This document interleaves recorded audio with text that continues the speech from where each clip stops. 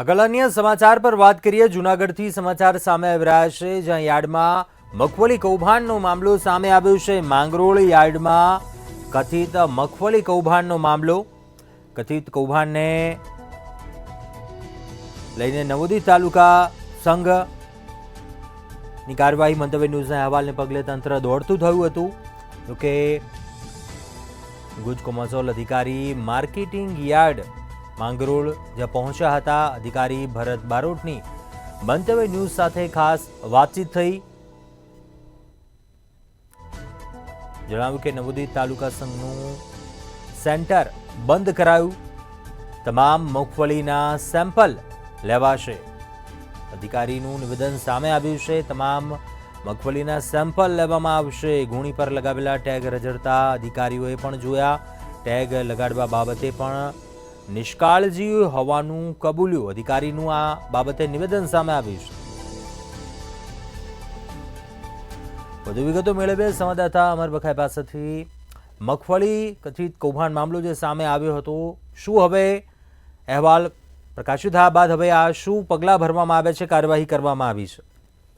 ચોક્કસ કુંજ કે જે રીતે જૂનાગઢ જિલ્લાના માંગરોળની અંદર જે માર્કેટિંગ યાર્ડમાં ટેકાના ભાવે મગફળી ખરીદીના જે કેન્દ્રો શરૂ કરાયા હતા, પરંતુ ક્યાંક ને ક્યાંક દર વર્ષે જે રીતે કથિત કૌભાંડો મગફળીમાં થતા હોય ને આ વર્ષે પણ આ રીતનું કૌભાંડ થઈ રહ્યું હોવાની માહિતી મળતા આજે મંતવ્ય ન્યૂઝની ટીમ માંગરોળ ખાતે પહોંચી હતી અને ત્યાં જે આક્ષેપો લગાવવામાં આવ્યા હતા કે મગફળી ખરીદીમાં છે તે કૌભાંડો કરવામાં આવી રહ્યા છે, બહારથી છે તે હલકી ગુણવત્તાની મગફળી લાવી અને પધરાવી દેવામાં આવે છે સરકારને, અને બાદમાં જે રીતે કૌભાંડો કરવામાં આવે છે, ખેડૂતોના નામે છે તે આ મગફળી બહારથી આવે છે તે ચડાવી દે છે। બાદમાં અહેવાલ પ્રકાશિત થયો અને જે તંત્ર છે તે ત્યાં દોડતું થયું હતું। ગુજકો માર્શલના અધિકારીઓ માંગરોળ માર્કેટિંગ યાર્ડમાં પહોંચ્યા અને ત્યાં આ સમગ્ર જે આક્ષેપો લાગ્યા હતા તેને પણ જે આક્ષેપ કરનાર છે તેને પણ ત્યાં નિવેદન લેવામાં આવશે। તો બીજી તરફ જે ભરત બારડ કરીને જે અધિકારી છે તેમણે મંતવ્ય ન્યૂઝ સાથે ખાસ વાતચીત કરી છે અને